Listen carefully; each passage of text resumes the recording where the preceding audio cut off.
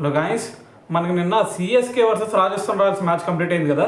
So ఈ మ్యాచ్లో చూసుకుంటే యశస్వి జైస్వాల్ ఒక రికార్డు క్రియేట్ చేశాడని చెప్పాలి. అయితే దానికంటే ముందు ఈ సీజన్లో కనుక జైస్వాల్ బ్యాటింగ్ చూసుకుంటే మనకి ఈ సీజన్లో మొత్తం 14 మ్యాచెస్ ఆడి 559 రన్స్ చేశాడు. దాంట్లో కూడా 6 హాఫ్ సెంచరీస్ ఉన్నాయి. అయితే అది పక్కన పెడితే మరి నిన్న మ్యాచ్లో ఒకసారి వస్తే మనకి బౌండరీతో స్టార్ట్ చేశాడు యశస్వి జైస్వాల్. సో మరి ఈ సీజన్ మొత్తంలో కూడా మీరు ఒకసారి చూసుకుంటే మొత్తం 5 టైమ్స్ బౌండరీతో స్టార్ట్ చేసిన సినారో కనిపించింది జైస్వాల్ నుంచి. సో మరి ఇప్పటి వరకు ఏ బ్యాట్స్మెన్ కూడా ఐపీఎల్ చరిత్రలో మరి 5 టైమ్స్ వరుసగా ఒకే సీజన్లో 5 టైమ్స్ మరి ఏ బ్యాట్స్మెన్ కూడా బౌండరీతో స్టార్ట్ చేసిన సినారో ఎక్కడ కూడా లేదు. అయితే అంతకు ముందు చూసుకుంటే మనకి విరాట్ కోహ్లీ, సెహ్వాగ్, సునీల్ నారాయణ్ అలాగే ఫిలిప్స్ ఆర్డ్. సో వీళ్ళు చూసుకుంటే కేవలం 4 సార్లు అంటే సీజన్ మొత్తంలో 4 సార్లు మాత్రమే బౌండరీతో స్టార్ట్ చేశారు.